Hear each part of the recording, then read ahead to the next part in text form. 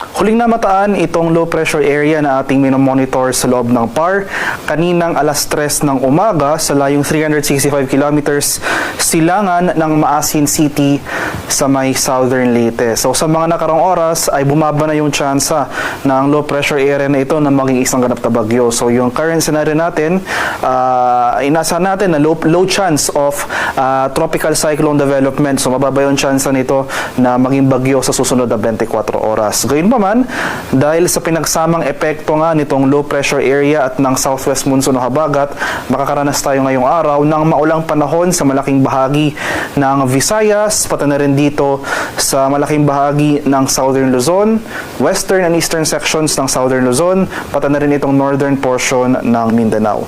Samantala sa Metro Manila at nalalabing bahagi ng ating bansa ay fair weather ang ating inaasahan ngayong araw.